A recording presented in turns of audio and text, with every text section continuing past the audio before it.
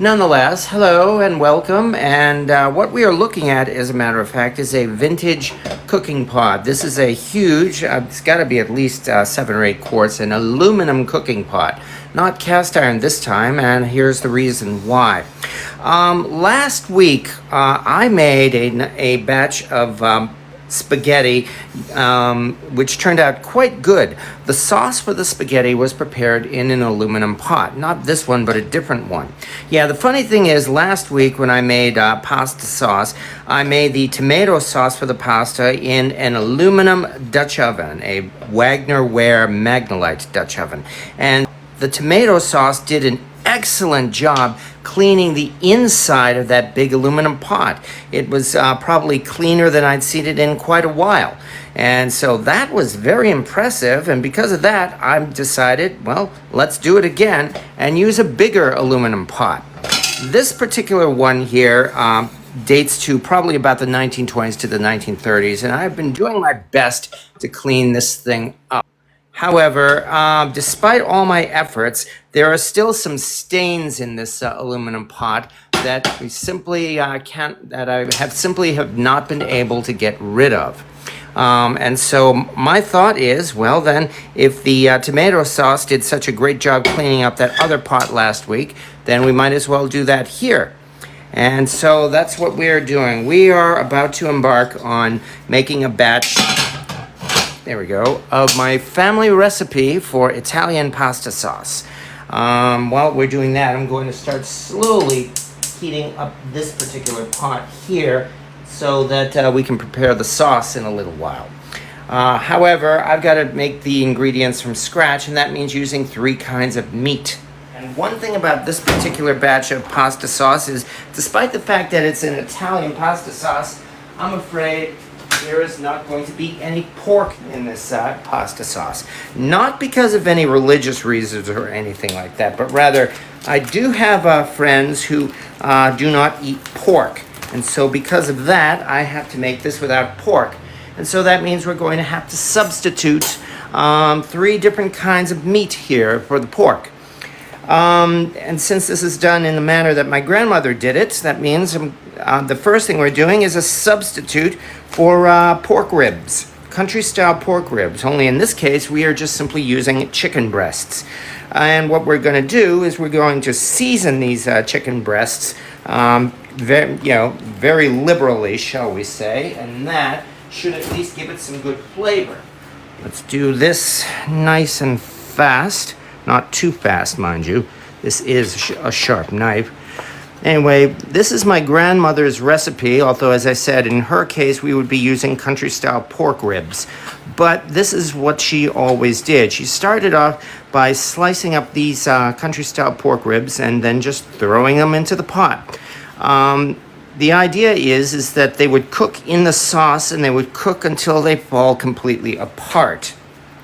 And that's why I figured these chicken breasts would be a decent substitute for that, because that's essentially the same thing that we will be doing here.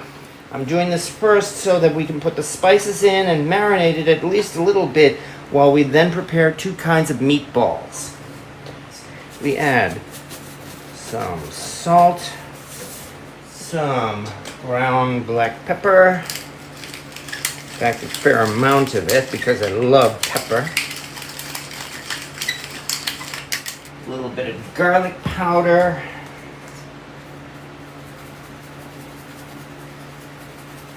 some onion powder, and yeah, I realize I probably offended a whole bunch of people of Italian heritage by saying that I am not using pork in this. Well, first of all, I am indeed of Italian descent. This is sort of based on my family recipe that was passed down from my grandmother and her parents right after that. For some additional flavor, I'm throwing in a little bit of cumin. This way. There we go. Some chili powder. So that way this chicken is not really going to taste like your typical chicken. And then from here, let's just simply get all these spices, coat the chicken as best as we can, and then I'm just going to place this in the refrigerator to marinate slightly for, I don't know, however long it takes to get the sauce ready, probably like maybe the next 15-20 minutes or so. So there is step one. This isn't too hot. Okay, this part's good. I can at least take off here. Ah yes, aluminum is a good conductor of heat. Throw a little bit of olive oil into the bottom of the pot. Some garlic. All we need to do, of course, is just for a couple of seconds or so, just lightly saute the garlic, nothing much. Because, of course, we don't want it to burn. Let's throw a little bit more. One reason why I like cooking with metal utensils like this pot that is that you can whack away at them and you won't damage them. Alright. To be precise, crushed tomatoes. There's 1.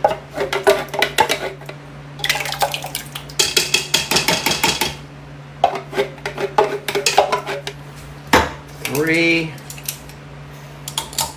My grandmother always used 4 big cans of tomato sauce. Of course, you know, with the way products have shrunk these days, they call it shrinkflation. I was debating maybe adding a fifth can of tomatoes. Anyway, this is number 3. People say you can't cook tomatoes in cast iron, and in fact that is not true. What is true is that tomatoes can affect the seasoning on cast iron, wear it down, and if you're not careful you could end up getting a metallic taste in your food. Is that what's going to happen here? I do not know. I'm actually doing this as an experiment to find out. What I'm trying to do is clean this pot and make some pasta sauce at the same time. I do not know if it'll be successful, but that's what I'm looking to find out. Some salt. I'm eyeballing it. More ground pepper. Throw in some oregano. Not much, but some. Very simple and basic sauce. Most of the flavoring, in fact, is going to come from the meat. I should probably throw in just a little bit of sugar. Yeah. There we go. Yes, let's throw in a little bit of basil. However, at this point, I'm going to turn the heat down to its lowest setting. Let this very gently heat up. Because now from here, I've got more meat to prepare.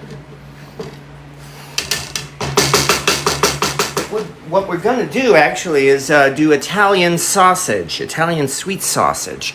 But since I can't use pork, that means of course I'm going to have to make this from scratch.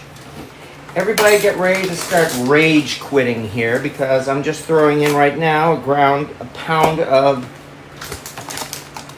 ground turkey. Yes, ground turkey. I know. Yeah, sacrilege, blasphemy. You start off with a tablespoon of red wine vinegar, 1 teaspoon of salt. Well, good thing I like pepper because I can see I'm kind of spilling it onto there anyway. Teaspoon. Is this a teaspoon? Yes, it is. Phew. Okay, I was afraid I was doing a tablespoon, but no, it's a teaspoon. 1 teaspoon of onion powder. 2/3 of a teaspoon of paprika, or as I like, smoked paprika. We're only using about a 1/4 teaspoon or so of brown sugar. Not much. And then finally, I actually have to get out the mortar and pestle here for the last few spices. 1 1/4 teaspoons of parsley. Because, yeah, again, parsley is one of those things you gotta have. Here's a teaspoon. Put this aside for the moment. Maybe a little bit more to make it 1 1/4 teaspoon. Half a teaspoon of dried basil. Yeah, that's pretty much what most of this is going to be tonight, mixing these spices together. 2/3 of a teaspoon of red pepper flakes. 1/4 of a teaspoon of ground fennel seed. Besides, it gives it a much richer flavor that way. 1/4 teaspoon of dried oregano. And finally, 1/4 teaspoon of dried thyme. All right. And now we get to grind it all up. Yay.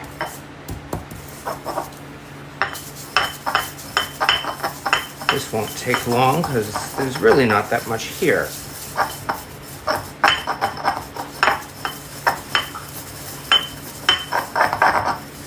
Can smell it though, definitely. Especially the fennel. That's why I'm glad I used it. Glad we used it. One more time. Oh yeah, smell that all right. Okay, here is the rest of that. In we go.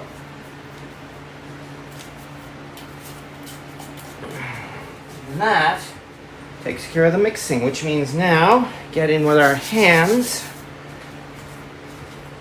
and start mixing away. You can definitely smell that though. I keep forgetting how much better homemade sausage is than store-bought. It's time to start rolling out the meatballs. The sauce has been on the stove under the lowest heat because I don't want to burn it. And here comes the second meat,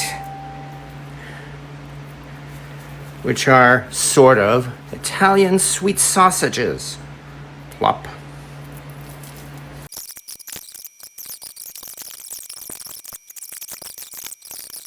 I mean, it's things like this are why, to this day, I will not order Italian when we go out to eat, because it just would not compare with what my Nana used to cook. All right, there we go. Let's cover the rest of these meatballs.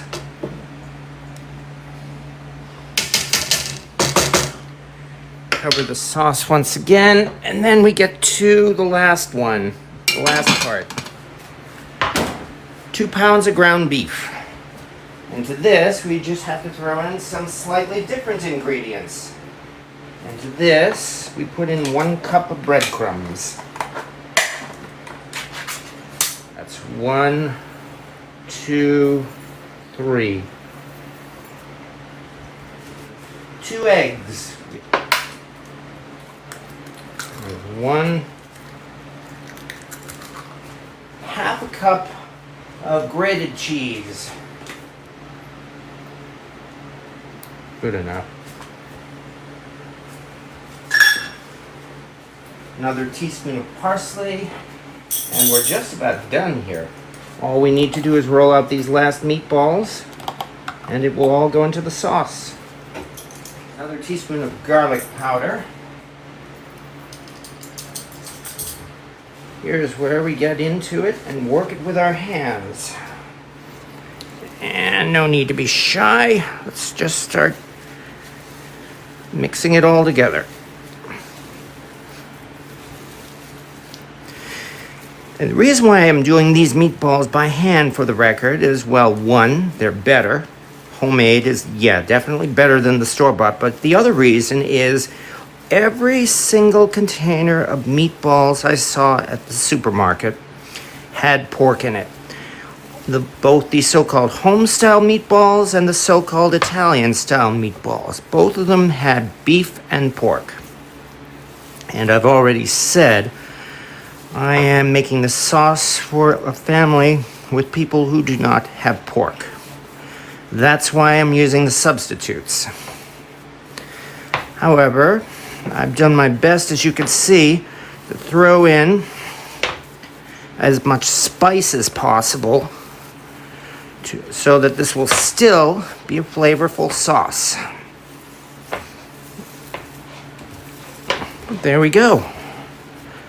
Just like that. Well, there's definitely heat coming here, so at least I know this is getting hot. All right. To this, as I mentioned, this would normally be a pound of country-style pork ribs. Now, finally, the last of it. One more time. Start rolling out the meatballs. And whether or not you approve of this sauce, I would still recommend you make your own homemade meatballs if you can, if you have the patience. All this really requires is patience. I mean, there's practically no skill involved. I mean, if somebody like me can do this, anybody can do this.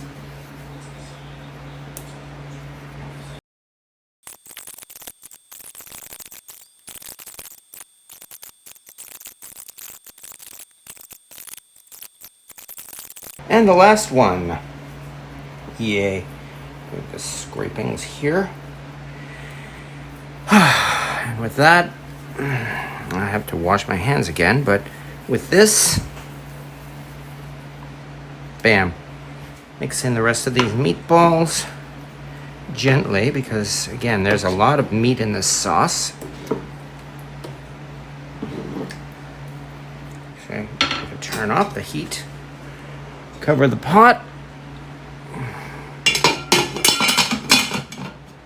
And at last, carefully, there's a lot of sauce in here. In we go. Whew. And that is that. And now we will be slow cooking this for the next 6 hours. All right, it is now 5:30 in the morning, or in other words, 6 hours later, which means let's take a look at what our sauce is like. I'd say we're off to a pretty good start.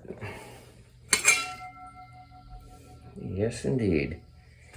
And this is the part where you have to drain some of the liquid. So, first things first.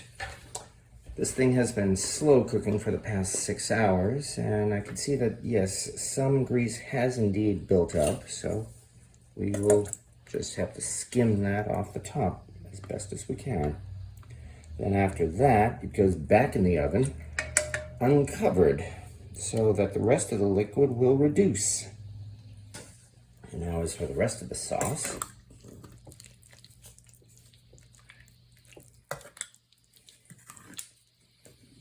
this is not looking bad at all. And because we slow cooked it overnight, I would say we do not have a crust of burned sauce on the bottom. That means, once again, all we have to do now is let the sauce reduce back in the oven for maybe an hour or two. And once it cools off, we can wash off the lid. So we will see you again in another couple of hours. Okay, and about 2 hours later, here is the result.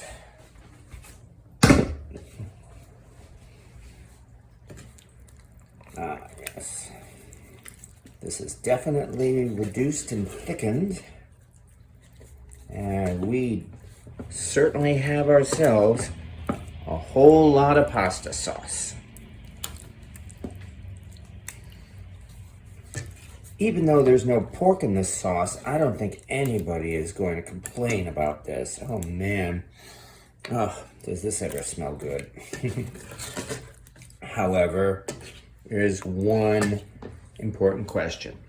The reason why I made this sauce was because I want to clean off this aluminum pot. So, we're just gonna have to find out what happened to the pot after slow cooking this tomato sauce for the last 8 hours.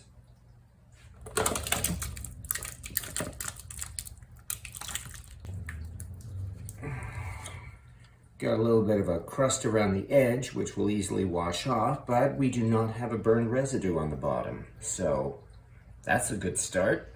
Didn't take long for this pot to cool off either.